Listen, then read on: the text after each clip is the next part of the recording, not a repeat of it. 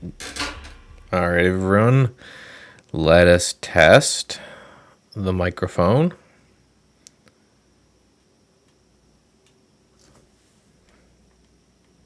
Okay, that seems to be working okay. The video seems to be working okay.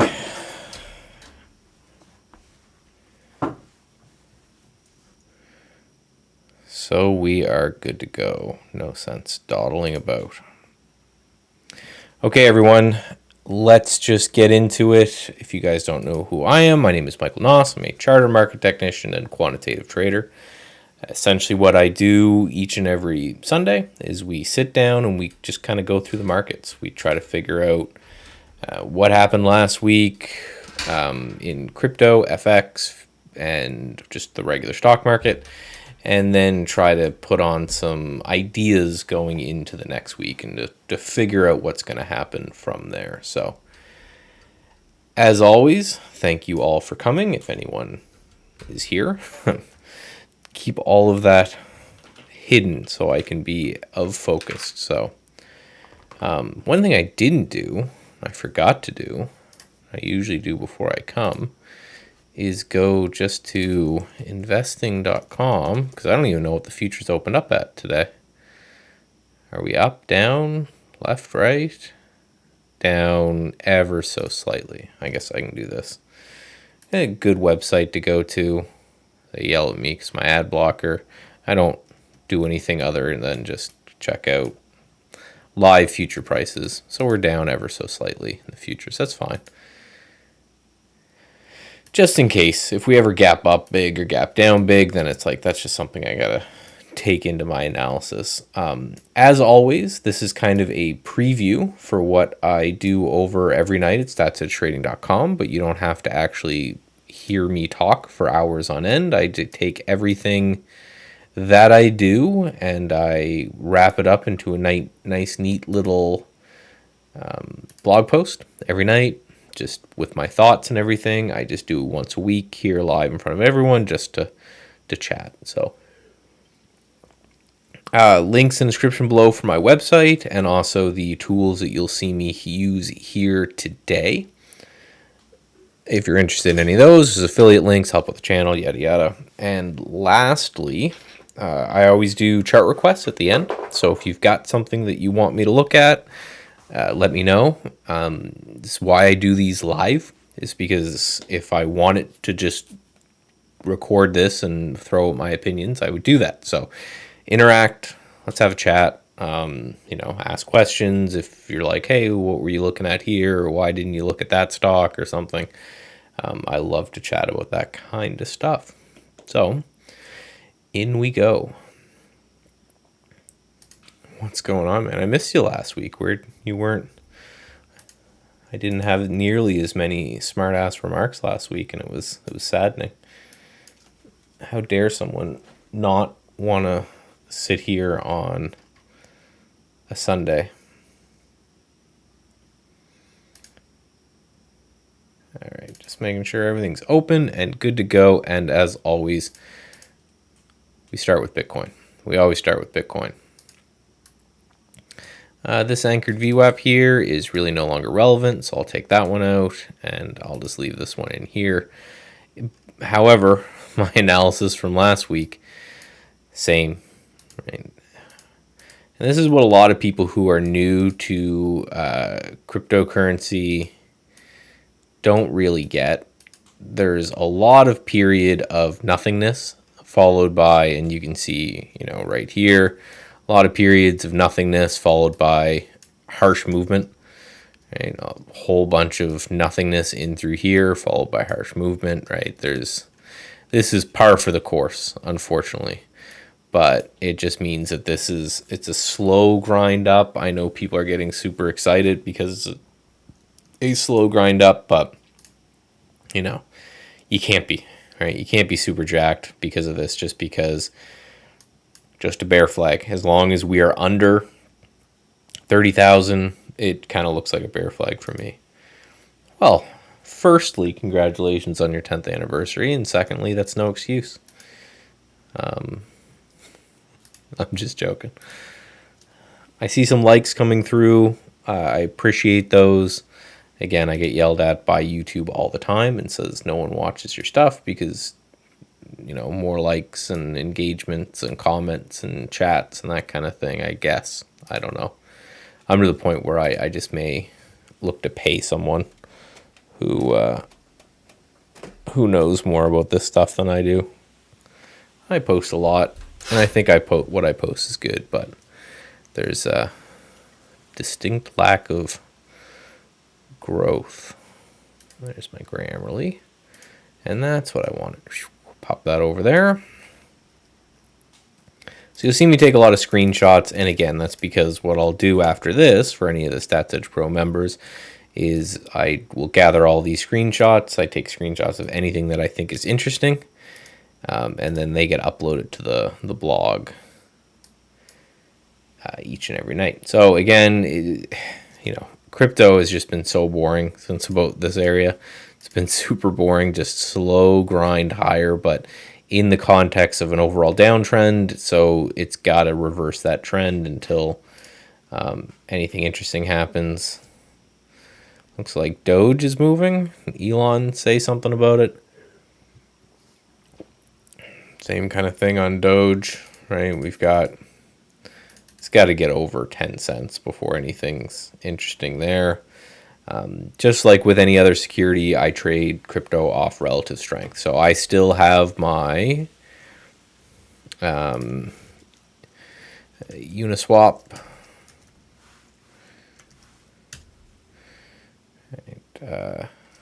I was basically long Uniswap from around here, and I bought a little bit more right here. So, my average price is probably in this area around here, give or take. So I'm in around, I don't know, 650, and we're at 9. So that's a pretty decent little gain from that. And then I'm also in Mana, which I'm up like 10% on, which is, essentially nothing. The idea with Mana is, again, both of these things looked, right, like little rounded bottoms could be going on here, and relatively strong to Bitcoin. So, I don't know, you can see my profit target for Mana's up here. I'm wrong. Obviously, if we make new lows, I just plunked, the amount of money that I know I'm risking like 25% of the position. So, right,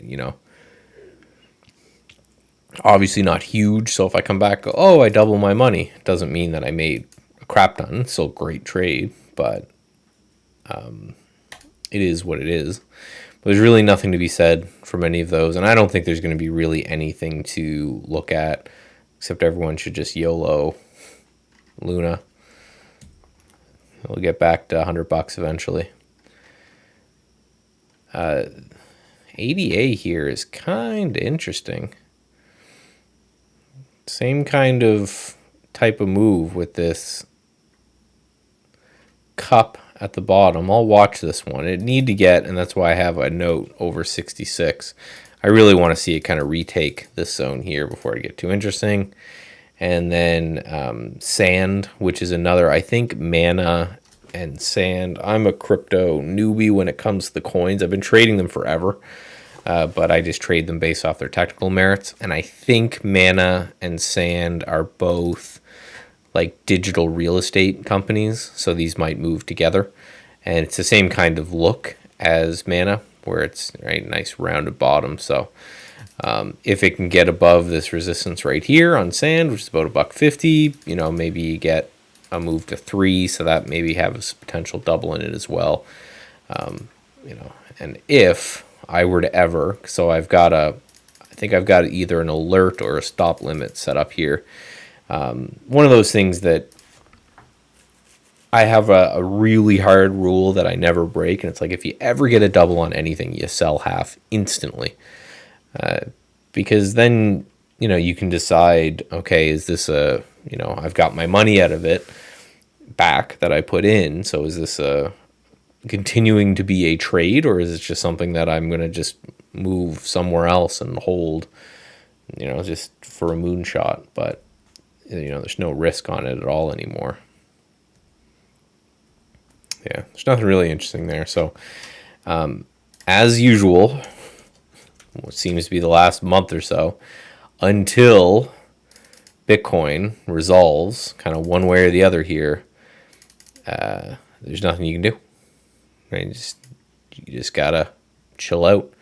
There's shorter term time frames. Like I know a lot of people, and I may start playing with more myself, but they zoom into an hourly chart. Just support and resistance play off of Bitcoin. Right? If you establish this high, you could have played off the high here, and they just take little scalps, knowing that even these little scalps on a percentage point of view can be kind of interesting. So this might be something that I start playing with more and more. Right, like 3 and 4% moves within hours. Right, these are, 6% move there. But for me, I mostly just swing trade everything. So easiest way to look at that. Now over to regular currencies. I always start regular currencies with looking at the UUP. And I think my note here still remains. This is still continuing to look more and more like a bull flag, where we've got this high here and the low there. So nice kind of pullback into this area. The reason I look a lot at the UUP, for people who don't know, I know a lot of you just do, but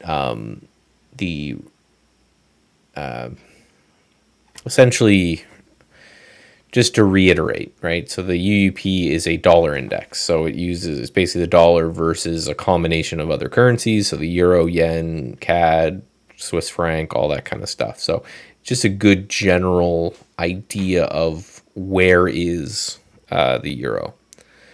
Where is the dollar? And then, so that's going to affect all the other cryptocurrencies that's going on. Plus now there's a pretty gnarly correlation between the dollar and the overall markets. So I keep an eye on that.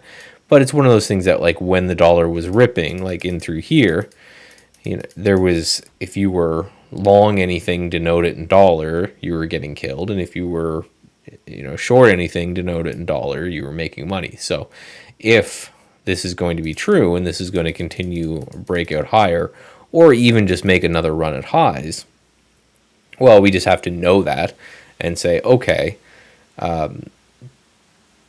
when I'm trading my Forex, which is what this is about, then I just need to know, okay, the dollar is going to be the deciding factor. And when the dollar is just chopping sideways, like if I think this is going to remain in kind of a chop fest for a while, then I can kind of more freely play some of these other coins. Aussie yen continues to be the absolute bane of my existence. I keep wondering, is this thing just a big topping pattern, or is it a bull flag? Who knows? Aussie yen or Aussie dollar is interesting. I think this is kind of what's helping, even though the yen's doing poorly. The Australian dollar is pushing up here. Another petro currency, so this is going to have a lot to do with the kind of move that we had in oil a little bit late. So I'm still watching this one to see if it rolls back over, but it is reclaiming some important areas. Euro GDP, still interesting to, as it's got this massive zone in through here on the daily chart, broke down out of that, and now it's right low, lower high, lower low, maybe lower high. So I'll be, like always, zooming in on the shorter term time frame, see if I can get a little short on this. Pound dollar again. So if you take this chart and in your mind just flip it, it looks like the UUP, right? So this is looking like it could be a bear flag, which would make sense because I think if you look at the weighting of the UUP, a lot of it's the euro. Pound yen, I am short pound yen still. I think I mentioned this. I think someone can correct me if I'm wrong, but I think I mentioned this last week. I was short kind of in this area, just looking at this overall longer term chart. And we had a whole bunch of anchored VWAP areas in here, and I saw a bunch of topping tails, so I took a short. I'm still short that one.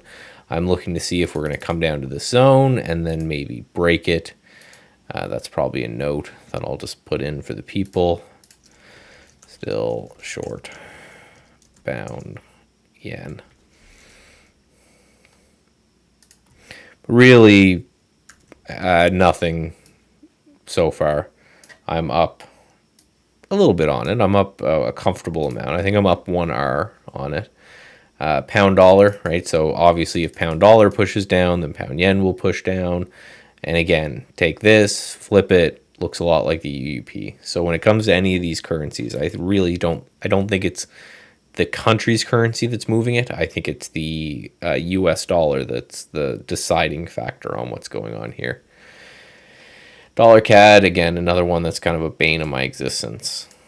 You know, I've been I took a couple scalps off this level and made a bit of money, and then I took a couple scalps off this level and lost. I think I'm net up on it, but it looks like I'm wrong, and we're not going to get, yet anyway, this big rounded bottom move. So for dollar CAD, I'd want to see it fighting with this level again.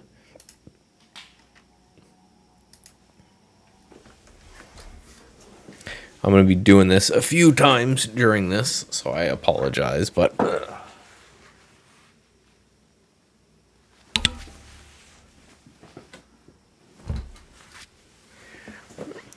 I started a little campfire before I came in, and then before I left, I threw a bunch of, extra cardboard and crap we had lying around the house that needed to be burnt, so I just heard it crackle there, so I'll check on it a few times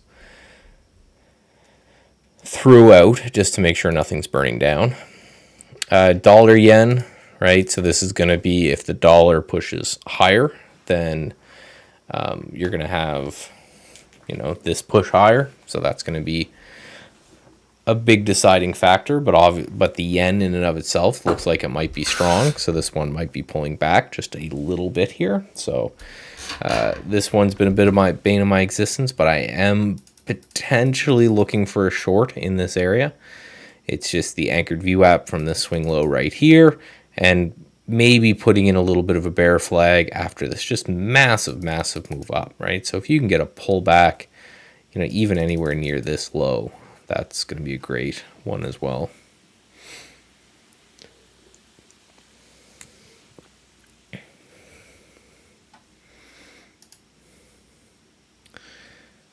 I think I heard you say the most difficult sentence to pronounce in the English language, a very important one for people who want to make money in stocks.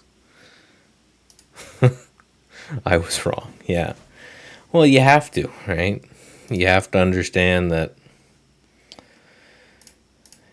the people that do the worst in trading are really, really opinionated.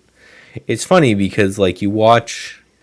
I watch Billions and any show or movie or whatever that shows traders and investors. They're usually like big personality, alpha male, that kind of thing, right? But it's really, you have to be the exact opposite of that. You have to be like a Buddhist monk, I think, would probably be the best trader in the world. Someone who just doesn't, like, the best traders I know are really chill, like Zen-like dudes. You just go, took a trade, I was wrong. Away you go. But yeah, I'm wrong a lot. Still sucks. You never like to be wrong, but you got to get over it. I always put this just because when I trade gold, I trade this XAU just because I have a crypto prop firm and I can. And I am short gold in that one. I'm just looking down at my positions now. I'm about break even in it. Just playing the anchored VWAP from this little breakout after this long kind of counter trend rally. Gold's had this massive downtrend, so it's bouncing into this resistance zone.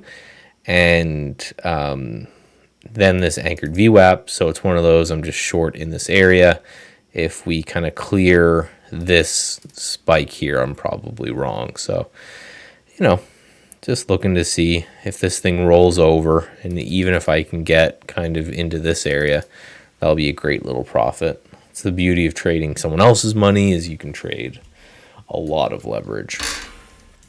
I'm actually looking for, I'm thinking of doing, and this might be something people I'll ask. I was looking at these guys. I've never really traded futures seriously. I'll dabble, like when I'm equity trading. I was thinking of doing this as a video. So you pay $165 a month, and they give you 50K in buying power once you pass their paper trading test. And these are your kind of trading rules.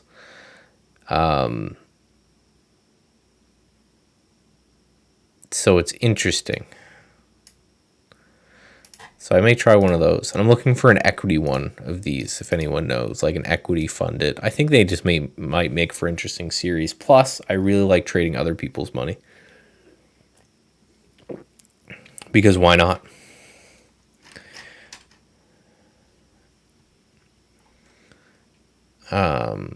Okay. So that's all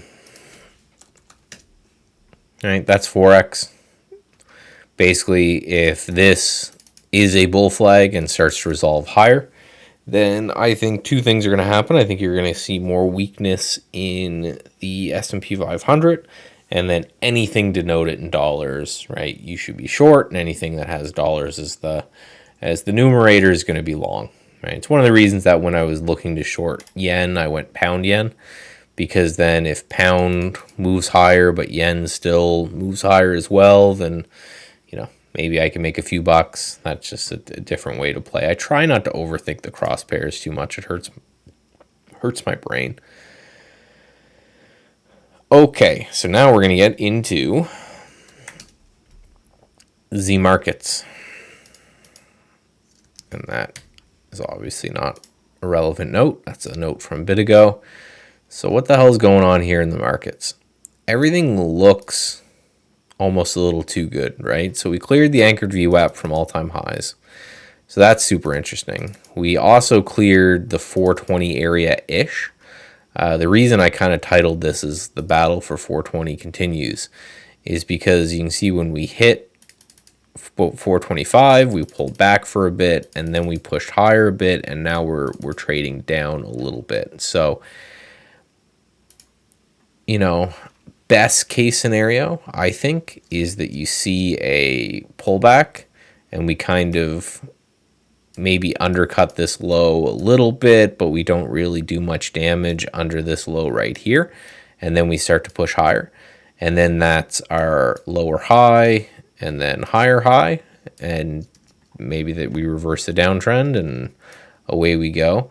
Something tells me that the odds of just a complete V bottom this time are less, but could happen. It's the market. Anything could happen.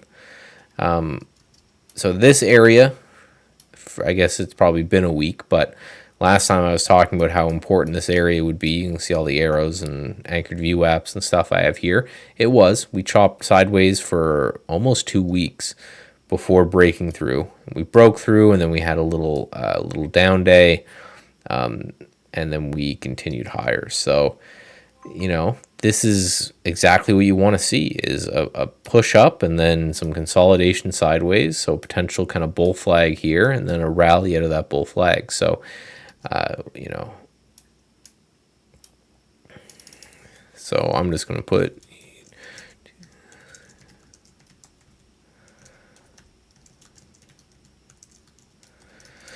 I would not be shocked if there's so much FOMO out there that the next pullback gets bought really, really quick. I just wouldn't be. It's one of those things that how many people missed this initial move. Right, so now we're up 20% off the lows here. If we pull back, there's going to be a whole bunch of people who missed this initial move that are going to look to buy. The question again is, people are conditioned for V bottoms since the Fed was just pumping money into the system. I really don't think that's going to happen this time. I think we could get a U bottom, which would a U bottom would look like the market going down, coming up like this, and then just doing right this for the next period of time. Frustrates both sides. I wouldn't be shocked to see that. And I wouldn't be shocked if this is still just a bounce and a downtrend. So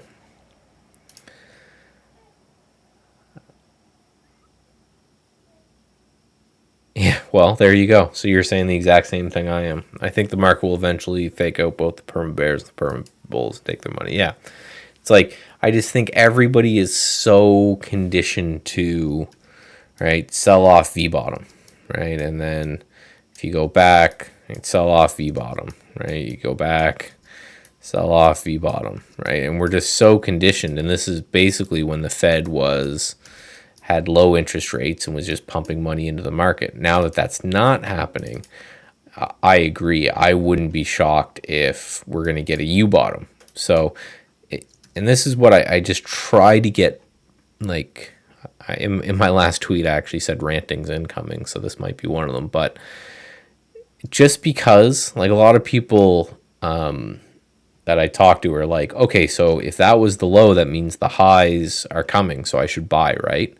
It's like, no, just because this may be the low and it may be the low, that doesn't mean that we're on our way to highs, right? We can be anywhere in the middle of this. What is this on a percentage basis? If we go from the bottom,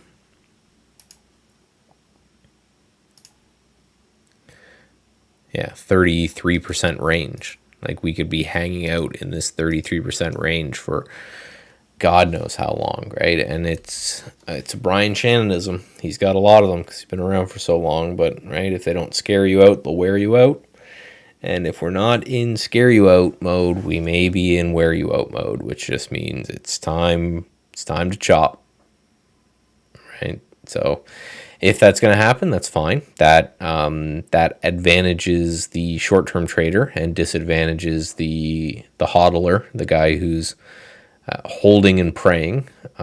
So as a short-term trader, I don't care.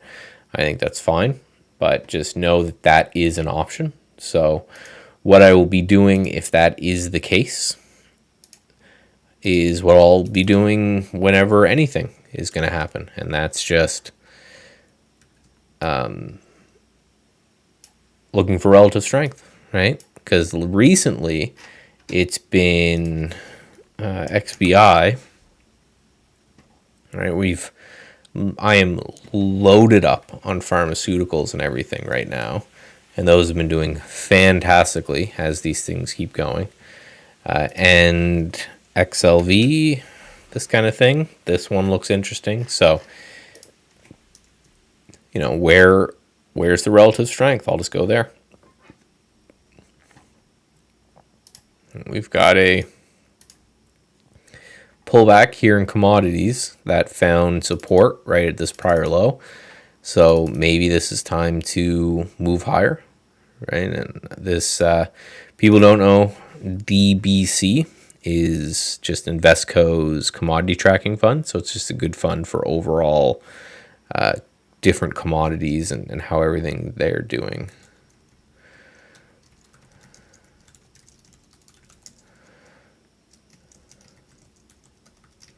So if commodities start to increase in price, then you can focus there. So that would be a lot of value names, be a lot of oil related names. It would be a lot of materials, that type of thing. XME, metals and mining. This thing's just been a monster, just a rocket ship off this level. I pointed out this level I know in real time and just boom. And then I'm up here trying to short gold. So XLP, consumer staples, looking strong, but at a little bit of an area. I'd probably actually put that area right here. So maybe it's time for consumer staples to get going. Again, that's more defensive action. That's the reason, for people who don't know, I don't actually trade these ETFs. What I do is I like to scan through them because it gives me just a general overall feel of the market, so that when I'm doing my scanning, I can say, okay, these are the stocks that I like because they're in industries that I think are strong. So USO looks strong. To be fair, gold is garbage lately. Yeah, I have a permanent note on my chart that gold sucks. Not even lately. It's like been 15 years. There'll be people in the room that might chime in and say, don't get me started when it comes to gold.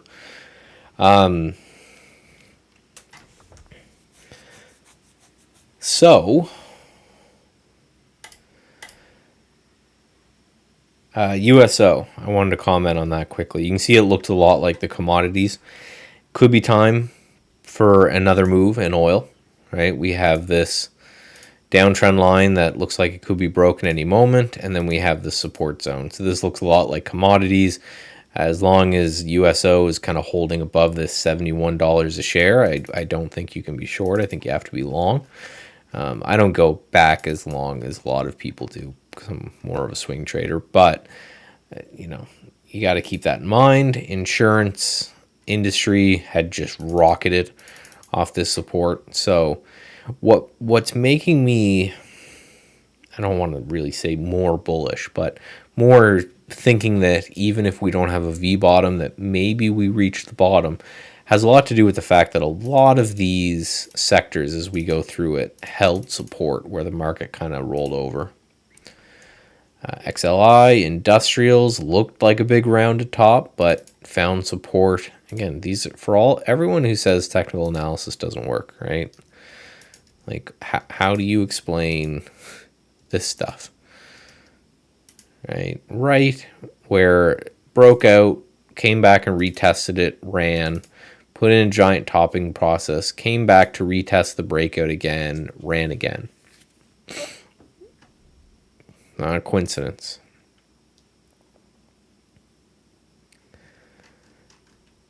So communications, this one's kind of weird to me just because it's, again, people think, they hear communications, they think AT&T, Verizon, that type of stuff. Really, communications means Twitter, Facebook, right? And, Facebook's looking good. It's kind of rallying off these lows, but Twitter with the whole deal is, that's really going to make up the difference. And then here we are with XLK, right? So this is the technologies funds. So here's the note that I had before. I think that's still valid. If technology rolls over, I wouldn't be shocked to see it kind of take the market with it a little bit. Water out of the way of my screens here. XOP, another oil thing. Water. China just chopping, just holding. IWM's struggling with the anchored VWAP from all-time highs, and here's the anchored VWAP from COVID lows. So it's right there now, so wouldn't shock me to see a pullback, but there's a lot of FOMO out there in the market. I'd be interested to read the sentiment readings right now, where are people still really, really bearish? Because if they're really, really bearish, then to me that means we're probably going to get a rally. XLV is looking really good here. It's been chopping sideways for weeks, but kind of holding strong. And relatively, relative to this low here, doing really, really well. So, might be the move. Right, XLU utilities have just been insane, but they've taken a massive run at highs here. So I wouldn't be shocked to see some resistance coming up for utilities. And uranium is very interesting to me. I believe, I was talking to Steve from Trade Ideas, I believe the trade of the week is going to be some sort of uranium play. Very interesting kind of bull flag here in uranium. Which is good, because there are some good uranium tickers that could be interesting. I think I still have some on watch. Biotech's down a little bit. Semis, gold sucks. Solar's moving, right? Solar had a little breakout, so that might be something to keep in mind. Energy as a whole seems to be, so, alternative energies plus your traditional old dirty gas might be the way to go. So, okay. So, what we're going to do now is I'm going to go over the list as it was on Thursday, and we'll see what we can kind of add or take off. And then we will go into trade ideas and we'll start scanning. And that will be when, if you guys have any charts you want me to take a look at, that'll be fine. FNA, I'm still interested in this one. It's IPO. It's kind of just holding against this level right here. I think if this one continues, could take a run at highs. Nasty kind of action, but I still like to look at this one. Stitch Fix, I am in a little bit of this, just full disclosure. Massive short float on this guy. And right, possible round of bottom going on here. CCJ, so this is my one of my uranium plays. So if this one gets going, then I think that's a way you can play uranium. Tusk, I'm in a little bit of this one, but if it's still valid, I'll keep it on the list. AXNX, I'm also in a little bit of this one, but it's still kind of within this bull flag that I think a breakout could potentially take us to highs here. ACLX, this one is just absolutely boring me to death, but still valid. Hilton has been fantastic. I've been in Hilton for a while now, just rocketing off of this level right here. But that's no longer valid, so I'm going to take that one off the list and just move that to there, then take it off that.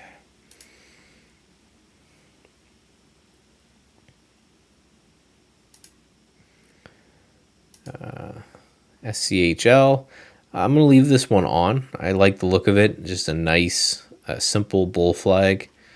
Okay, no fuss, no muss. Netflix, that one's been great. I am still in Netflix. So we'll take that off there. Just pop it on there. It's to keep it on a list. To just monitor the price quickly. But same kind of thing, right? It pops up because of earnings, then it kind of consolidates sideways after earnings, and then pops through there. Just a really nice looking play. SCLA, I'm looking for this is the same Hilton / Netflix play. And KLIC, same type of deal, right?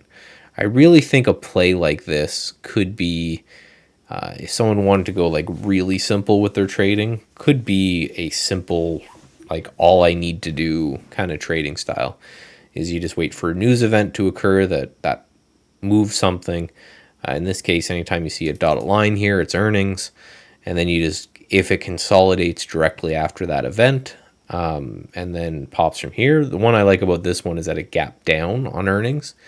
If we zoom in, so it gapped down after earnings and then ran. So a massive engulfing candle, and then it's been consolidating sideways. So hopefully I see a day or two of chop and then a breakout of this zone. You just buy it here, stop here. I bet you that strategy makes money in the long run, just because you've got this whatever fundamental garbage happened here behind you. Hope to live long enough to make gold come back. Yeah.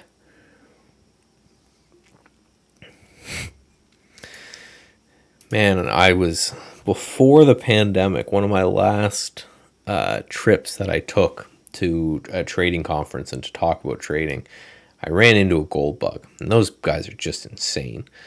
But this guy was just talking about how I made the mistake of, he was basically asking me to say, what's the argument for people who say that Bitcoin is a digital gold? And I say, well, the whole point of gold is supposed to be that it's this valuable finite resource that people can kind of put away and hold on forever. And that's really the only point. It has no utility except the fact that it's kind of hard to get.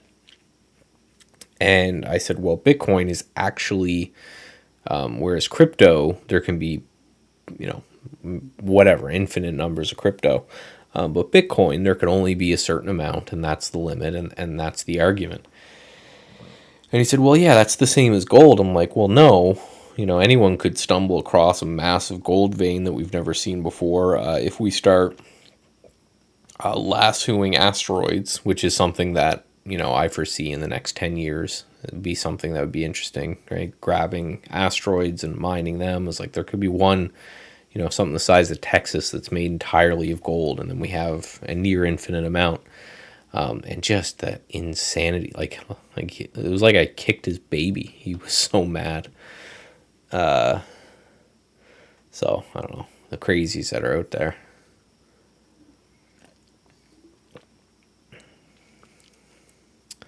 Okay, so getting into the scanning, I'm gonna actually just add this one right away because I had this one up. Ignore the indicators. I'm just scanning with stuff. I'm messing with stuff. So ignore that. But I like the gap down, came up and filled the gap right here, and then it's been kind of basing sideways. So if it breaks this, then the next kind of area of interest is all the way up here at 21. So if I can get it at 15 and I can get it out at 20, I'll be certainly a happy camper. So that ASPN, I like that. Earnings is behind us. SPN. Right. Very simple bull flag. I was just playing around. I'm trying to build a cup and handle scanner into the Market Explorer, and it's something that I may have done. Maybe not have done, but have figured out how to do it. Gap filled. And then just like one of them, and then one of them. I'm going to try to annotate these more, right? Bull flag. So for this, it would basically just be 15 and 13. 15, 13. ASPN. I know somebody from Stats Edge Pro is in here because I see them pop up in the Google Doc. That's what I'm looking at. And again, I just found it from, I'll tease it, but, and I'm going to scan through this as one of the first things, I think. Yes, please hit the like, people. So, I've been playing. There's some work to do, but I've definitely been playing with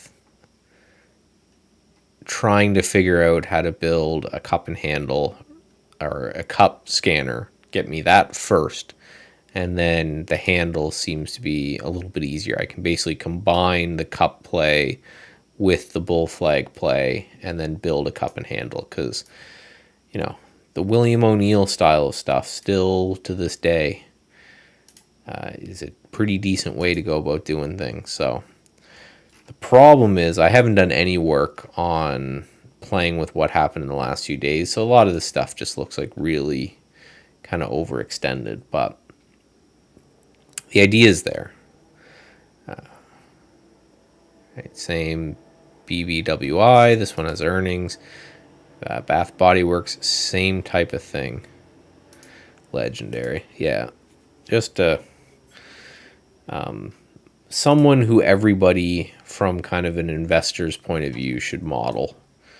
If you haven't, and it's funny because when I recommend the book, sometimes people laugh because it's a shitty name for a book. It's just William O'Neill's How to Make Money in Stocks, and it's one of those that it sounds like, scammery Lambo bro, but it was before the scammery Lambo bros, and he's certainly not one. Like his track record is certainly verifiable. And he says a lot of the right things. He talks about how, listen, no one knows. Anything you have to, manage risk, blah, blah, blah. But he was just one that he was all about the big swing. So he would take like his published equity curve and stuff would sometimes have like years of just nothing, or months especially of nothing, and then he just would hit a 10 bagger, sometimes like a 100 bagger, right? So he'd have a trade that he's in that he got from a cup and handle, and he's risking a very tiny amount on the trade, and he makes like 10 times his money on the position over a long period of time. But yeah, it's an unfortunate name, but it was written so long ago. And the idea is simple. I guess I should just highlight for people who may never have heard of the cup or the cup and handle pattern. It's essentially you're looking for a downtrend followed by some sort of consolidation followed by an uptrend. So really no trader who's kind of worth his weight in anything is trying to catch this, right? And trying to buy this. The people who try to bottom pick usually have problems other places in life. And no one really wants to participate here. But the idea is that you're seeing a downtrend here, and then at about this point, when things kind of level off, that's when you're starting to get accumulation. And then as the uptrend commences, that's where us as traders want to try to get involved, is somewhere in this uptrend.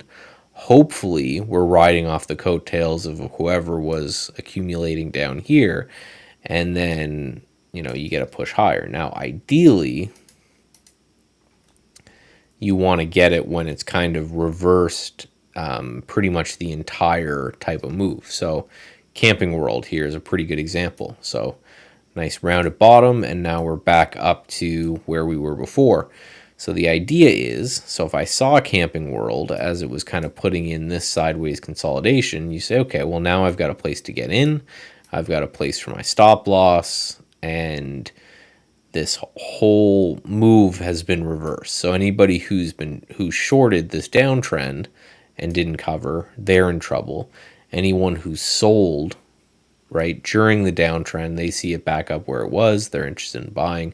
This one's got a pretty gnarly short float, so this would be interesting, but it's just up 4 days in a row, so I can't do that there. So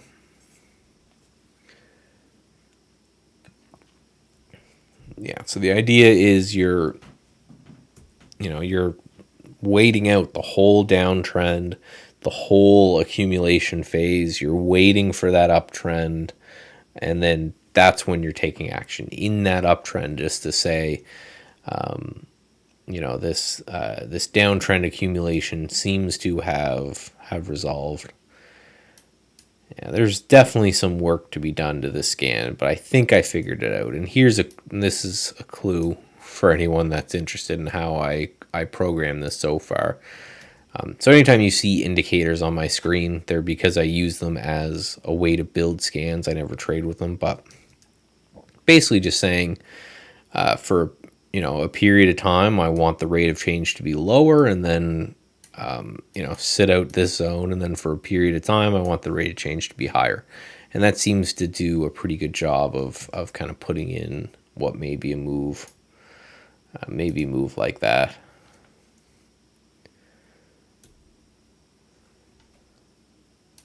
Yeah, that's a beautiful quote right there. I'll leave that up for a second, but yeah, trying to get the first and the last 15% is the most expensive, and that's 100% right.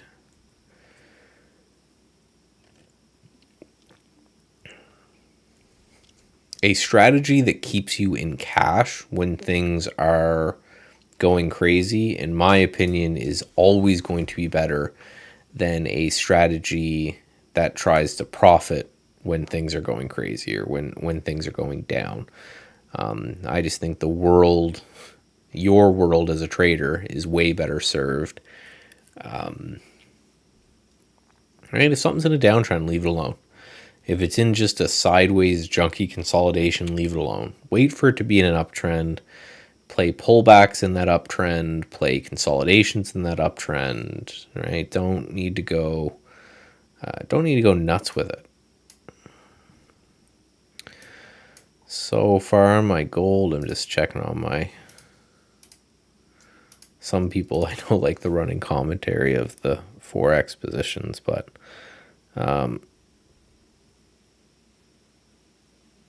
pound yen seems to be going down. Gold is still. I'm down $23 in my gold positions. That's about even. All right, so this fold here may be interesting. Doesn't really move very much, but this is the pattern that cup and handle style people would like. It's big down move, push up, and then some consolidation up here, right? You could have also considered this here, the handle, right? Where after, again, you're waiting for this to be over and for it to retrace. So now I'm actually going to switch to the bull flag scanner. There are some additions coming to the bull flag scanner probably Monday night or Tuesday night. I am constantly iterating on these things to try to make them better and better and better. So I added some little bit of logic to the bull flag scanner just to make it so that it wasn't finding things that had already kind of substantially broken out. It was just a little bit annoying going through them. So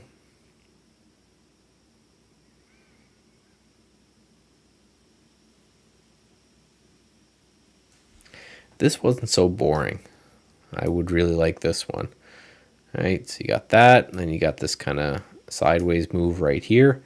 So the idea would be if you get a break of that, that's also a break of what's going on back here.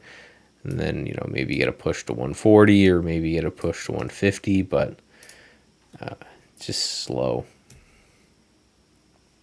End phase, it's a very interesting look.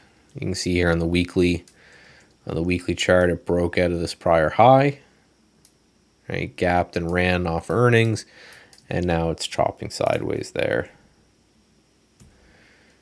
Kellogg's, end of the world stock. Extreme Networks. Another boring one, but looks nice. I note some of these boring ones, you guys don't see it, but I just write a name down somewhere else. It's like if I can't find anything that I like better, then I'll add the boring ones. And the idea is simply, it's not, boring's probably the wrong word because it implies that I want excitement in my trading, and I absolutely don't. It's not what I'm after. By boring, I essentially mean it doesn't move very much, and the problem with it not moving very much is it just means I have to allocate more capital to get the same dollar returns, right? If I can find, so say two stocks are in the same industry and they have the same kind of setup, and they're looking relatively the same, right? They both have two stocks, beautiful bull flags in the same industry, look great. One is really high beta and volatile, so it means that if I'm right, I'm going to make 20 or 30% return on my money, and if I'm wrong, I'm going to lose 10 to 20% of my money. To me, that is preferable than maybe the other one that would have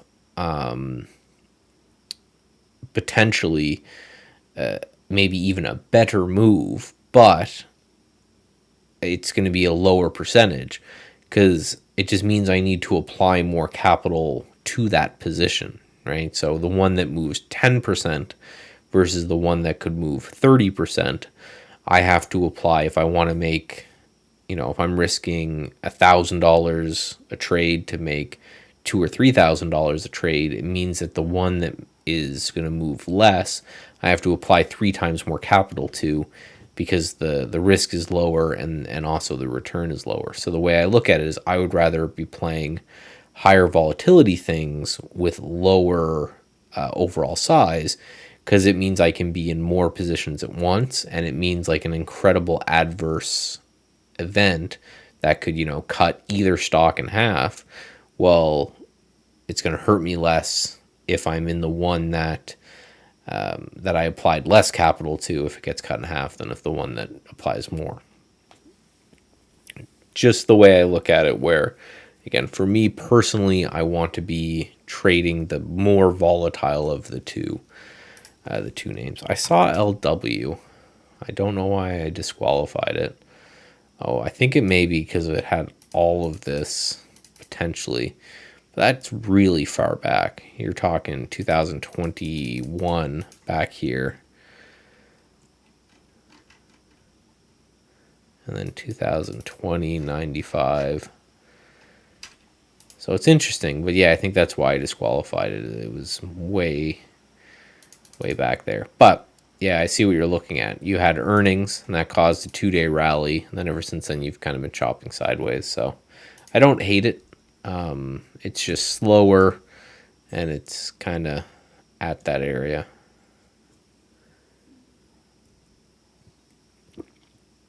Now, remember, we noticed that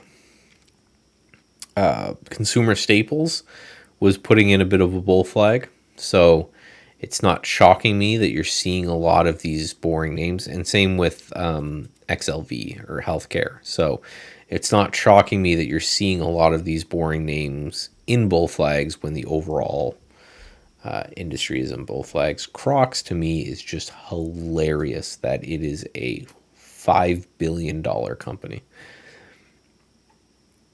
But nice looking bull flag.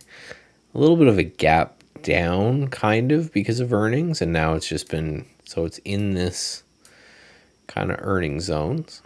This might be the move.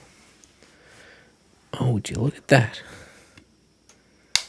I've been looking for my AirPods for the longest time, and they were right there. These are my old AirPods.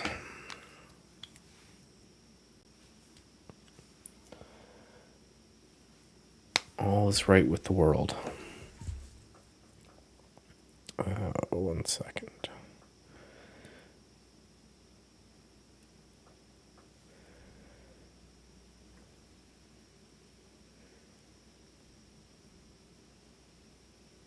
Perfect. Okay. So I have to give those old ones back to the wife. Yeah, so Crocs is interesting here. This big rounded bottom, holding kind of right near this zone right here. Maybe, maybe not.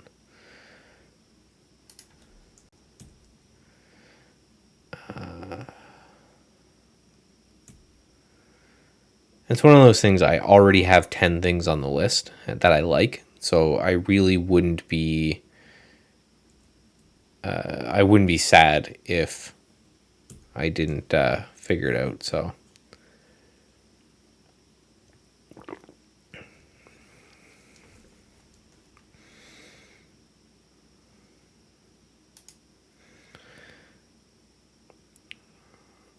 Friday felt like I was seeing too many good charts. Yeah. Plus, I don't know, and the reason, I hate going into hippie bullshit, but I'll go into some hippie bullshit. One of the reasons I do things very specifically in the order that I do, where it's crypto and Forex, is because those things I kind of look at as, they're their own thing. And then I do the overall market because I want that to hit really hard. And then I do the sectors in the market. And then I go through the individual names. Is because I think what may be weighing on me to kind of like pass on a lot of these positions is just how extended we are from this move, right? So it might just be to the point, like, because, I've said it a million times, but as a relative strength trader, when the market's on a tear like this, right, anything that hasn't yet broke out is kind of by definition relatively weak, and anything that has broken out with the market is a little bit extended because, right, we have four lower highs in a row. So, and right, we've run up kind of 20% in pretty much a straight line. So, you know, you people who are in Stats Edge Pro, right? And a lot of people have noticed this, and some of them have reached out to me and said, hey, when the market's rocketing like this, your list shrinks. And when the market kind of rests for a few days or pulls back, your list increases. And I'm like, well, that's kind of the way that my flow ends up working, right? A lot of people, you know, as the market was selling here, you know, my list was pretty much always pegged at 15. I would knock some stuff off and I'd put some stuff on, but I had a big list. And then anytime there's a bounce, I'm in a bunch of stuff. I'm selling and taking profits as it goes, right? And same when we had the bounce here, and same we had the bounce here. So like I'm still pretty long stuff, but I've been in mostly selling things mode. And I think just a lot of what's going on is in the back of my head, I'm just going, well, the market's like really rocketed. So, you know, is it really the time to swing for the fences here? Or is it time to kind of, you know, pare back, start to take profits on some, you know, well-earned positions and wait for the next pullback or wait for the next sideways chop and then look there for relative strength? Because my job is really easy when the market is pulling back, because I just go, okay, what is not pulling back? And then during the next push higher in the market, I've got a big list of stuff that held up relatively well. In markets like this, it's like, I don't know. That whole, like, by definition, try this one. So this is kind of a new one that my buddy Steve, hello? Let me go try this. Hold on one second. My buddy Steve Gomez, Trade Ideas, he's a big proponent of the 10 SMA. It's kind of one of the ways that he trades. And he built this scan for him. This should be public to everyone in the Market Explorer. Long and short of it is, very simply put, is you want the stock to have a recent move up, and then you want it to be pulling back into the 10 SMA. And he just kind of uses that as his short-term moving average and looks for a pullback. So this CLDX, this I'm going to add to the list. Right, we've got that kind of cup look that we were talking about. We had earnings go on through here, so we had a nice move because of earnings, and then we've been kind of chopping sideways. I like this scan not because I'm really a fan of the moving average or anything, but I just like the fact that it finds really kind of short-term bull flags. CLDX. So we'll just kind of, right, I'm just seeing, right, we've got this bottoming tail right here, and then we've just got this kind of consolidation right in this area, and it lines up with the consolidation that we saw back here. So if it can break this zone, I think this one's got some room, right? It's got some room up to 42, and then the high is kind of 57. It's in the therapeutics industry, so it's got a chance to move. So this would just be like a 38, 34 kind of a thing. So yeah, it's an interesting scan. It's not for someone who uses the 10 SMA, which is the OG indicator. And kind of a funny story about that is the reason that the 10 SMA is so damn popular is because it was the one that a lot of traders used back in the day before computers. So the idea was simply, it was the easiest to calculate, right? Because a moving average is, right, a moving average is just you sum all of the closing prices and then you divide them by whatever number the moving average is. So 10 SMA, you would sum all of the last 10 prices, and then you divide them by 10, or just, move the decimal point over 1. So when people were doing all this shit by hand at nighttime, and they were using these kind of moving average concepts, they would use the 10 SMA, just because, again, it would save them time over any other moving average. So a piece of trivia for nerds. But again, for me, I always, if anyone's like, oh, I really want to pick out a moving average, how do I do it? I always just say pick one that makes the most sense for your time frame, right? If you're trying to use a moving average for pullbacks or something like that, that's interesting. If you're trying to use a moving average for pullbacks or something like that, again, which I don't think of, I think a moving average pullback strategy is a perfectly valid one to use. Everyone's like, well, what moving average do I use? Well, pick your time frame, because if you're someone who holds for a week or two, a 10 SMA would make perfect sense. The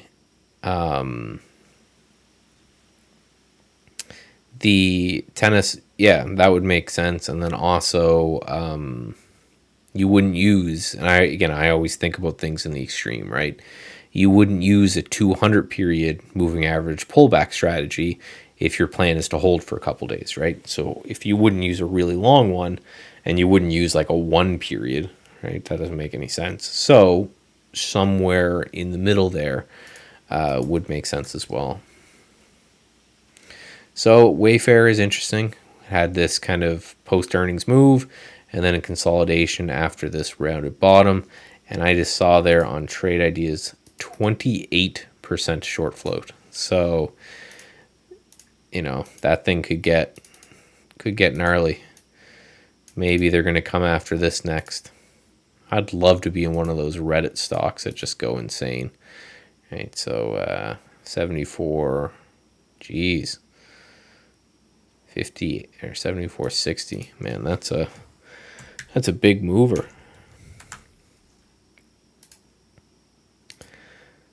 Was it 10-day or was it 2 weeks? So, 10-day moving average, a 2-week moving average would be different. They'd be close, but they'd be different. But that's another reason that people will use 5, 10, 20, 50, and 200-ish, is because they roughly represent time frame. So what you're saying, that the 10-day, although the main reason that I heard from people who worked back in the day there, the main thing would be that it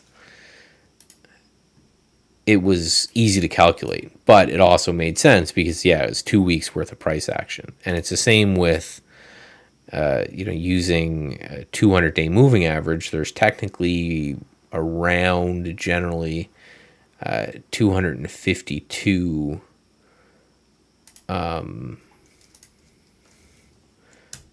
trading days in a year.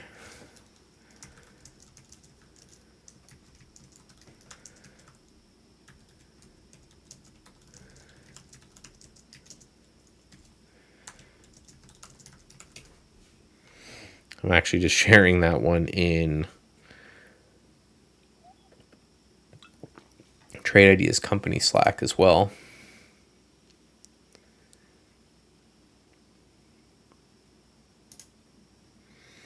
Just because I think Steve will like it, so I sent that over to him. So I'm going to go through my IPO scans here. Again, if anyone has any charts they want me to look at or anything like that. Oh, this is another one that you guys might like, an 820 EMA play. It's the same kind of thing, but it looks for a pullback between the 8 EMA and the 20 SMA. So if we do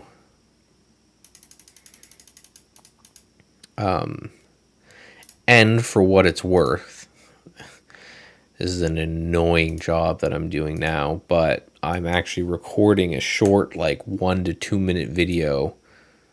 Jesus, get out of here. Okay, I guess you can update my software. I'd rather you not do it right now, Mac, but you can do it tonight. Yeah, I'm doing a 1 to 2 short video on all of these. So it kind of gives a little bit of a description. And the idea is to give a description and kind of a how someone would use it, right? We obviously can't say how to use something, but this is just looking for the ADMA to be above the 20 to indicate, an uptrend, and then 3 lower highs into that range. So EXTR, right? So 1, 2, 3 lower highs in a row into that range.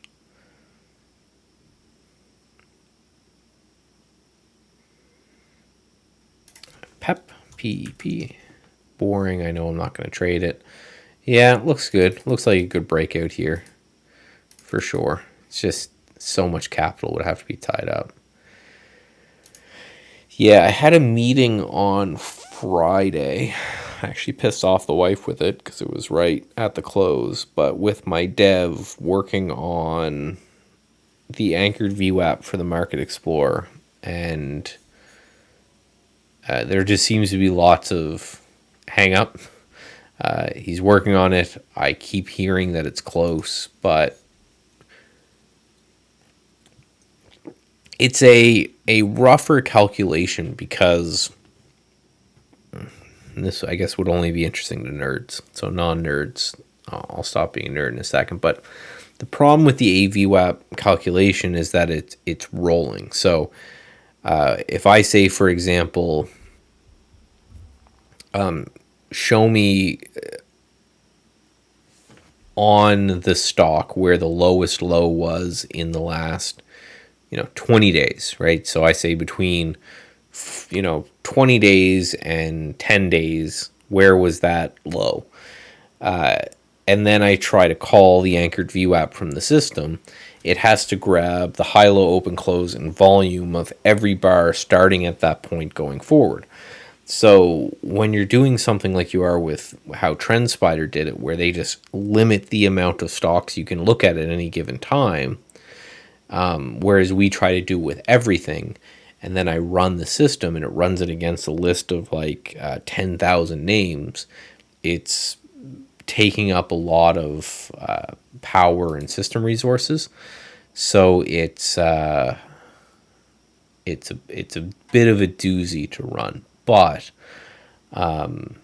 it will get there. It's on the list.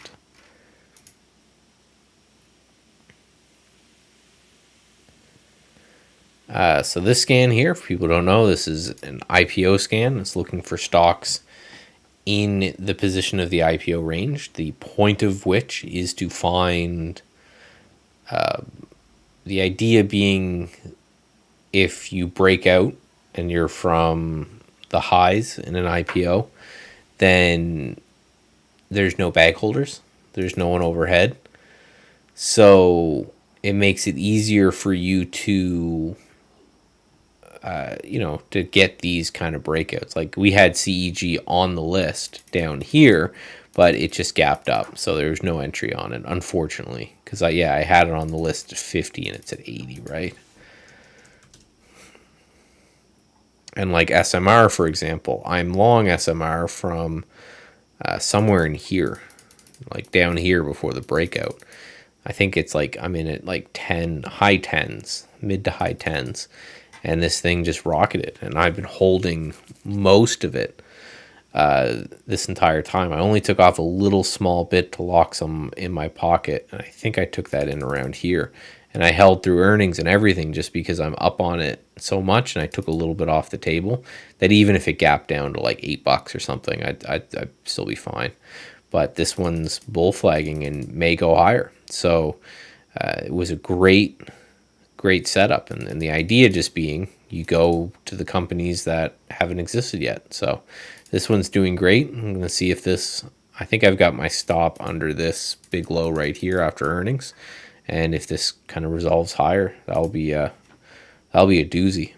That's been a great play.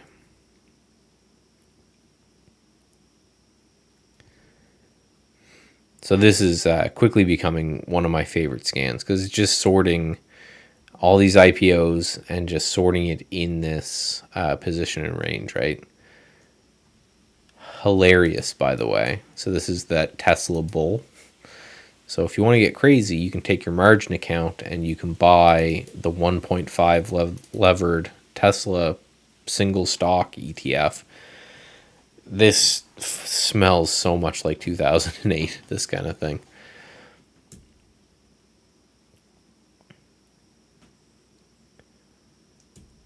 Why is it? Oh. I was supposed to say those aren't IPOs. Yeah, that single stock long and single stock short, like ETF on a single stock, just seems so friggin' weird to me. Because the only way they leverage it is they do it using options contracts. And it's like, how do they design the option correctly to always provide 1.5 times leverage? And then what's the cost of making those trades? And what is their actual option position? And how could that explode? And just not a place I want to mess with. We'll put it that way. I would just use 1.5 times margin on the individual security.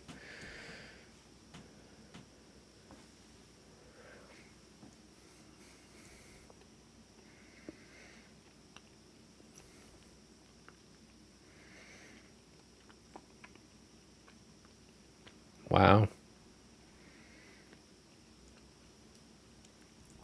I just say wow because I know I was looking at that RXDX in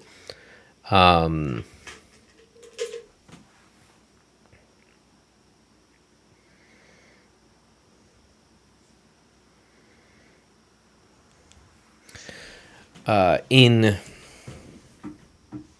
like the 30s, and it's gone to like the 40s, the 50s.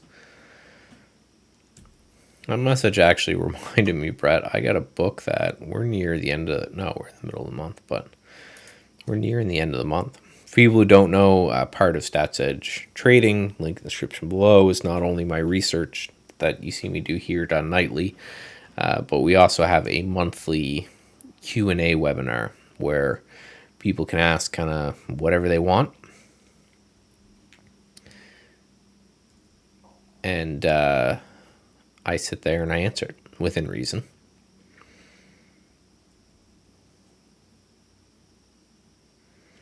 And just to respond to what you were asking there, I'll look to see how much I have. To be honest, my journaling is not great. I always mean to move something over to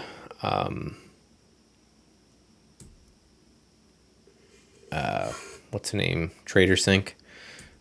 But I just haven't yet. I am really bad at it. It's one of those do what I say, not what I do kind of things.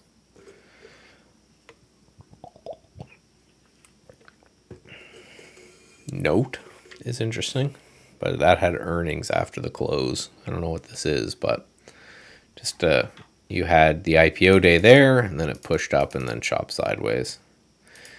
I day traded this VEEE on Friday. It was a friggin' wild one.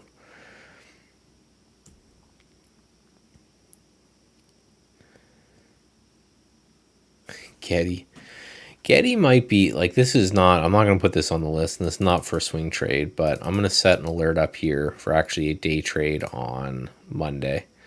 These IPOs, like the phase and all of this, have been pretty decent trading plays. So, if this one gets over Friday's high, I wouldn't be shocked if it does something stupid like runs at that high. I had someone who reached out to me when I built this scan, thanking me for it, and gave me some ideas for some more IPO scans. And I was chatting with him a bit, and he day trades. He's been day trading for 15 years now, and he day trades recent IPOs like exclusively. And it was really, really interesting to me. He, because as soon as the company exists for, more than like a year or so, he doesn't care about it anymore. He's got a pretty good understanding of every single company in his head and what that company does and what that company represents. And then at the same time, it's the concept. He said that the reason that he looks at it's the same reason that I do, where there's essentially no baggage to them. Right, this CNIC, which I think I'm going to put on the list, just because it had this gap up of earnings, and then it's had this kind of sideways consolidation. So maybe I think if it gets above 36, maybe it starts to run up here.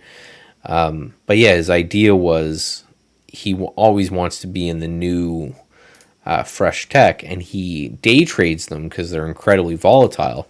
But he said he also has this portfolio of names that he day traded because they were IPOs, and he's just kept. He got like really good prints on them, so he would do something like he told me here. I think he's back out, but he's like he bought Phase on this date as it broke this price right here. So he's like, I owned Phase around 15. He said. So around here, and he disclosed size to me, but I won't really. But say, for example, one bought 1,000 shares of Phase at 15 and sold most of those shares, 800 of those shares up in the 20s. Well, let's do some math. And he does this where he basically gets like free shares of these companies and then just keeps them with reasonable stops, right? So if you bought 1,000 shares of Phase at 15, right, that costs you 15 grand, obviously. And let's just for shits and giggles say, because he said he sold, let's say about 750 around 20, right? He made about $15,000 on that trade. Plus, he owns 250 shares at 15, right? So he owns these just kind of 250 shares, and he actually says he has a separate account that he actually just ships them over to and just, puts in a stop loss somewhere. I don't know how, like, I don't know if it'd be like way down here kind of thing, but and he said that portfolio that he's built over time with kind of the profits or so from these moves ends up just being, he's like eventually I will just retire with this portfolio because you get one or two of them, the real gains in Google and Amazon and all these things were kind of off the jump, right? If you own the next Google around the IPO and we're still holding some, that's, even if it was only like a $5,000 position to begin with, right? That's hundreds of thousands of dollars and plus like dividends that are probably getting paid out and stuff. So it's really interesting. And again, what I like about things like this and what I like about, where'd I go? Oh, I disappeared. Hold on. Oh, I broke everything. Hold on. This one? Oh.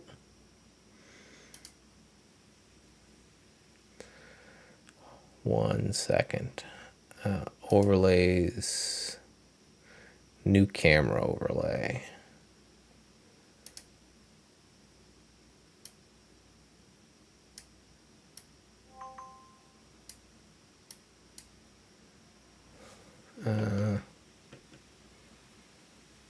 Well.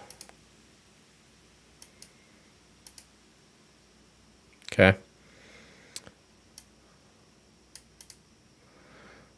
Okay, we'll live. But the point I wanted to make before I got heavily distracted with that.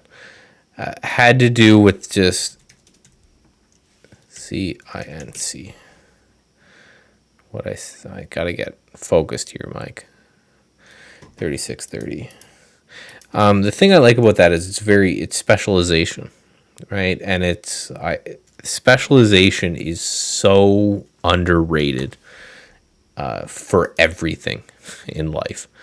Everyone wants to be like a king of everything, and they forget like just basic Adam Smith separation of duties, old school. Specialization is so huge, and it's you notice a lot of traders have niches, right? For JC, it's intermarket analysis. For Brian Shannon, it's anchored VWAP, and that's just one thing that I really liked about this guy and what he did. It was just he's like, this is my thing. He's like, as soon as a company, his joke was, as soon as a company is over 1 year old, it's dead to me. He doesn't. He holds a bunch of them from these kind of trades that he did, but he doesn't really research them or look at them or something anymore. He'll put on like massive wide trailing stops, or some of them he just seemed like he's like, I'm just going to hold this forever. But because he's focused on such a subsect of the market, he becomes like an expert in that, and he knew. So he just loves this scanner.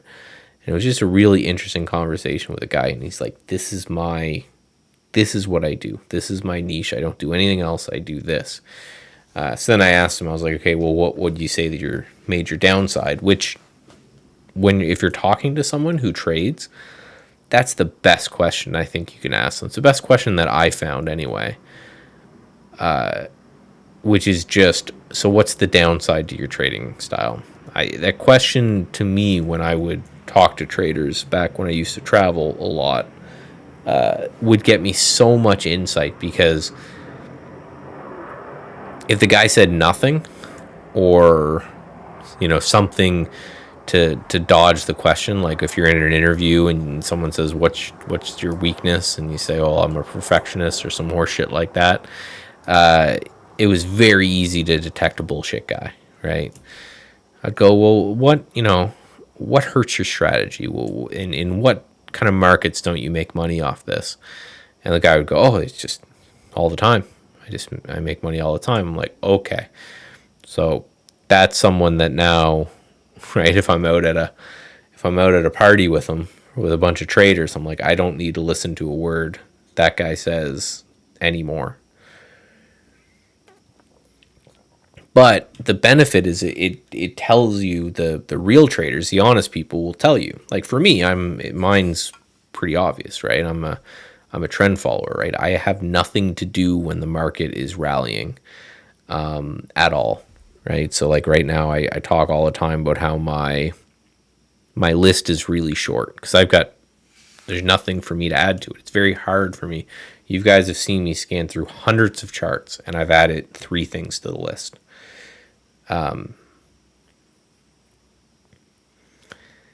Right, and it's just, that's when the market's on a tear like this, I always get left behind. Not left behind. I'm making great money right now. Like this month has been by far the most profitable month for me.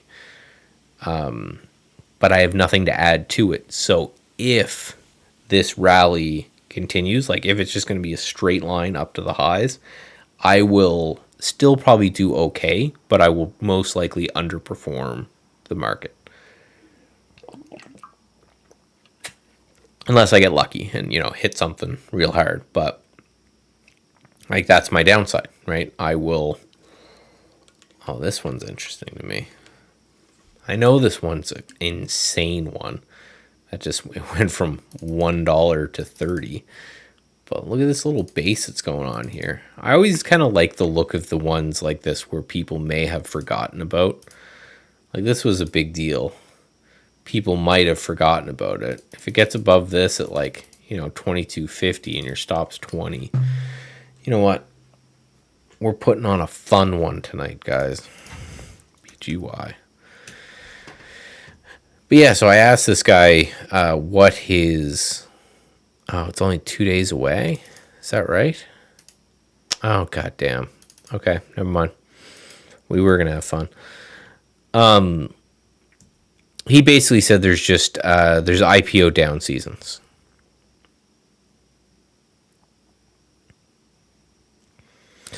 He's like there's times where he's like especially in major downturns. He's like there are times where there's like nothing to do, and he's like I got to be okay with the fact that there's no IPO day trading to have. And he's like, in that situation, he's going to use, a scanner like the one that I built here. And he says, I'll do some IPO swing trading there. He said his biggest problem with kind of being this IPO expert is he's like, I don't know what to do when there's nothing to do. He's like, I got to get, which we all know, all of us who've traded know that's a pain. It is almost, I would say, the hardest part of trading is to do nothing, right? I think it was Jeremy Newsom or something posted a quote recently, and his quote was basically just trading is easy, not trading is hard. I'm like, yep. So he said, yeah, there's long periods of time where there's really nothing going on. I got to trade the IPOs that already exist out there. He said during the whole de-SPACing mania, he did amazingly. And then between the de-SPACing mania and now, there was a kind of a big trough where he's like, I did okay, but it's like there's nothing really, like he's like, what do I do, right? So that's interesting. So this phase is coming back to its IPO price. Oh, I saw that you asked for phase. For people who don't know, I was talking about in the Stats Edge Pro trading room that it was like somewhere around here, I think. My nephew just told me I had to buy a bunch of this, and he actually he made me a bunch of money on Roblox way back near its IPO. I think it might have been this run around here.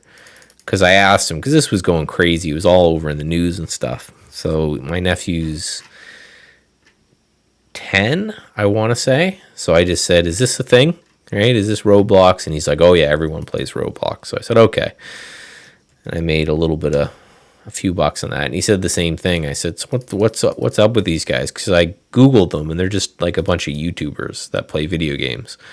And he's like, oh, they're big. He's like, they've got merchandise and blah, blah, blah. So basically he called me this time, and he's like, because I told him, like with the last time I made okay money in the Roblox trade, and so I bought him a video game, and I told him every time he comes to me with a stock pick and it makes money, I'll buy him a video game, and if it loses money, he's got to mow my lawn. So I figure it's a good way to kind of teach some of this stuff. So yeah, it was somewhere, I don't know, it was a while ago. It wasn't like a perfect trade like his. I just put a little bit of money into enough that if it goes to zero, I'm not worried about it. I'd probably get out if it made new lows. But basically, if I buy it here and then I have to sell it here and he mows my lawn 3 or 4 times, I'm probably still happy, right? So we're not talking big swings. But when it did this, I sold big chunk at 20. I think it was near a double. It wasn't quite a double. It was near a double. So I owned some free phase shares that I'm just gonna keep. And if it ever goes to like $1,000 or does like an HKD, then I owe the kid a whole bunch of video games. There's nothing to do. Xbox time. Yeah, so, and I'll rant about this a bit. Again, I'll find what I can, and I may be able to find some approximations, but I'll do more, and remind me if I forget, but I'll do more ranting in the live Q&A about it. Long story short is my journaling slowly over time, and this is why it's a do what I say, not what I do. my journaling started out as very kind of mechanical and mathematical. And, this is everything that, step by step, this is right, everything, the win rate, the loss rate, where I entered, where I lost, all that kind of stuff. What happened slowly over time is all of the win rates and all of the loss rates ended up kind of, I was getting improvements, but not like dramatic improvements, right? Just little tiny overtime improvements. And I became pretty good at, between back testing and paper trading an idea, kind of having a general feel of how it would do.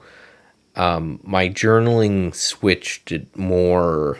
I still journal every day, but it's less about the mechanics and it's more about the mind, if that makes sense, without getting like super duper hippie. Like, I took these trades today, and then I'll still grab the screenshots and say, these are a couple trades I took that didn't work out. This is what I was thinking at the time when I added them to my list. This is what I was trying to achieve with them, this kind of thing. And that's how, I told you guys at the end of last year that I've kind of been more and more interested on being kind of a pullback and a tighter consolidation type of a trader.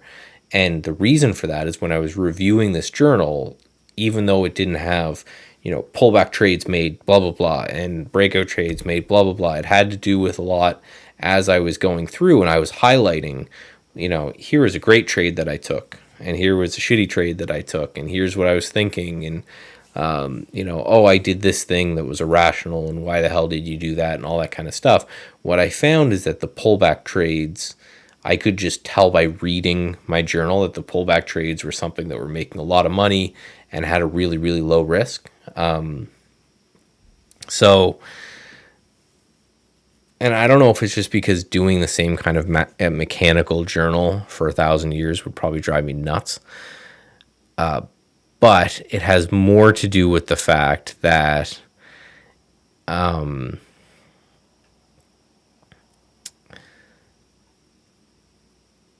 looking at this one. It's interesting. Right. Solid pullback. Short-term chart. Yeah, so it was more of what I value more about, recording something like that is because for me right now, it's giving way more valuable information than, this is what went well, this is what went poorly. Maybe.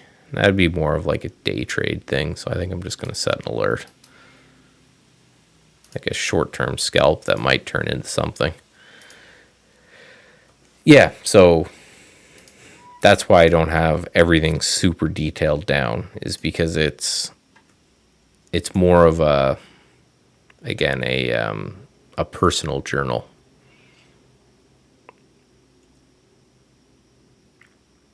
It's also where I did my analysis one time and found that for my automated systems, there's a direct inverse correlation with the amount that I'm messing with them and how well they do. So I'll do like experiments and stuff in the journal, but it's just become more of a personal thing. I'm sloppy with it. I just pick up my iPad and it's got the little, pencil dealie on it. And I sit there and I write it, and in it I actually put like my tasks for the day and all that kind of stuff. So it's been kind of just a more informal brain dump as opposed to. So that's why I said I'd be interested in looking into or doing more with TraderSync. I played with them a bit. Then I just had a child and just said, of the things that I don't have time for, this is a good one.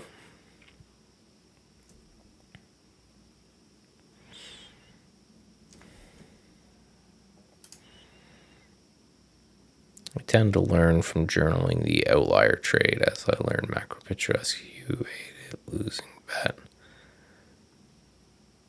Yeah, well, that's the other thing that I get from it is, again, it's a psychological journal, right? what was I trying to achieve? How was I feeling? But that's the other thing is that, can I bring that comment back? Yeah. I totally agree that, again, you should record the numbers. This is very much a do what I say, not what I do moment. You should record the numbers. But I think there is a lot, if not even more, in knowing those extremes, right? And one kind of good book, if you haven't read it already, is Mike Belfiore's The Playbook. I have it. It's actually, I think it might be that one.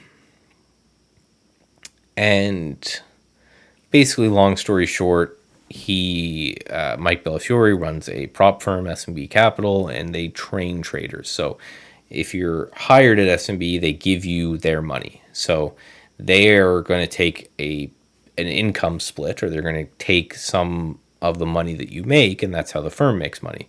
So they're very heavily incentivized to create traders that create alpha. And he had some personal events. Both his mom and his dad died in a short period of time. It was really, really sad. And he had to come up with a way to train these traders at the same time that he couldn't be and didn't want to go into their New York office every day. And he came up with the playbook. And essentially, the job he made them do was to record one trade every day. And it was their best trade. And it would not necessarily financially, but usually financially, but one that like made the most sense to them. It was like, that kind of aha moment. The chart looked gorgeous. I entered at the right time, blah, blah, blah. It was just their best trade. And what they would end up doing is over weeks and months, they would just build a book of this is what worked really well. And you would go through that book and say, okay, this one was awesome. This one was awesome. This one was awesome. And from that book, you'd go, okay, now how do I only do what was awesome, right? How do I cut out everything else and just do the awesome bits and ignore everything else? And it was an interesting idea because, again, the concept was just that. You learn a lot from your outliers. If you could, for example, if you did this playbook and then, you did it every day for... Maybe this is a YouTube video idea where I actually do this with like my day trading or something. And you go through and you just record the one that made money and it was an awesome trade. Then what you're left with is just a book filled with awesome trades. And then your goal would be to just do that, right? And instead of focusing and saying on what doesn't work and saying, I don't do that anymore because it doesn't work. The premise was more, okay, if I just focus on what's actually working right now and say I'm only going to do that, then you're kind of, you're filtering out the bad trades at the same time just by saying I'm just going to focus on this. And then you become a specialist or a master, which again is something I'm focusing more and more on. That conversation with the IPO guy was interesting. And just like, you guys can see all the workout stuff I got around me. It's something I've been doing with my exercise too, where instead of having a million different, every day, one day's chest, one day's back, one day's, and just doing all these tons of different exercises. Every day I do one pull-up variation, one push-up variation, one squat variation. And I've just been doing and it was at a necessity because I'm a new dad and I don't have any time. But it ended up, it's producing like really, really good results. And it's just because I'm like, my form on these things are getting insane.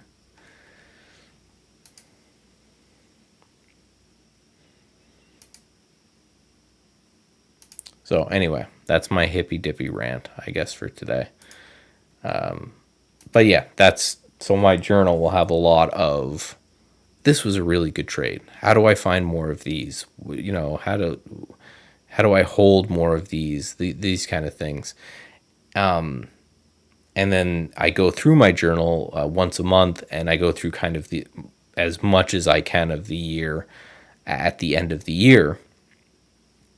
and it's a whole bunch of trying to look for where the similarities are and say, okay, well, I mentioned 50 times last year that this pullback trade was awesome and I got a great risk reward, and I made the note of trade more pullback trades, right? So if I see that a bunch, I'm reading my notes and I'm taking like a note at the same time, but it is very unformal.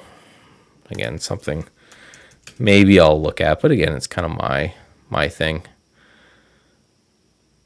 Interesting look. It's an oil play. It's a low float oil play. Or never mind, that's billion. That's pretty high float. It's interesting. So we'll move with oil, right? Look at this and then look at USO. Right? It's very similar. Nothing wrong with it though. It's a good looking little play. All right, guys, I think I got enough rants in. I have 13 stocks to look at. Let's go over those. I've scanned through, I think, enough charts tonight. I do think I've got that thing in the back of my head that's kind of stopping me. ACLX, again, just playing kind of this IPO range. Go back up here. FNA, so it's playing against 20. That's interesting to me. CNIC is playing against basically just gapped up on earnings. I'm trying to see if we break out on this gap and that continues. SFIX, I am in this one. A massive short float, nice rounded bottom. It's kind of the short float season for stuff. CCJ, I really like the look of uranium. This one had a strong push off of earnings and then a sideways consolidation. Tusk, this is my oil and gas play. If oil and gas is going to rocket, this is a nice looking bull flag, and I believe this one's pretty low float, so it could really get going. And AXNX, this is another one. We had this kind of gap up consolidation after earnings. This will definitely be a Market Explorer strategy coming soon. You may actually see some of my ideas up on the board behind me. So I'm going to make some plays with this too, like the largest volume in the last X days, and then, the max, look at the highs and make sure that they're near the top and the lows are near the bottom kind of thing. Just some consolidation. Again, if this breaks out, that's fantastic. Stop, obviously, under here. ACLX, we just talked about. SHIL, just a bull flag, right? I'm in from here, right up here, but this one looks interesting. CDLX, kind of the same thing, but mainly I'm just looking at this massive cup, and that is just struggling with this price right here, and it's put in 4 or 5 sideways days. If this thing can break out, get going, that's interesting. Wayfair, I really like the look of this one. Big rounded bottom being put in here. I like it because it's got a 28% short float. I should actually note that. 28% short float. Hard to see around my mic.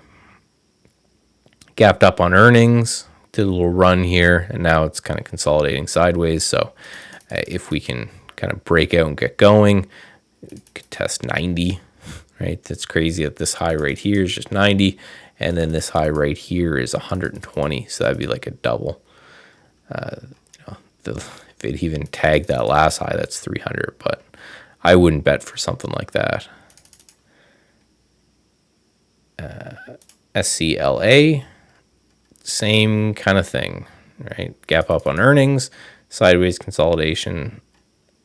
It'll be interesting. So again, this is the stuff that I will now actually, because I just had the idea, I will write in my journal. It will just say something like July 14th. Very much notice that I am trading this same trade over and over again, and like maybe take a picture of this and put it in. Because then at the end of August, after I wrote that mid-August note, if I go, I made a whole bunch of money this month, everything was great, then as I'm going through it, I can just go, oh, okay, I traded a bunch of this setup, made a bunch of money. maybe it's something I focus on a little bit more. ASPN, just a nice, filled the gap, looks like it's putting in a bull flag after it kind of tabbed the gap there.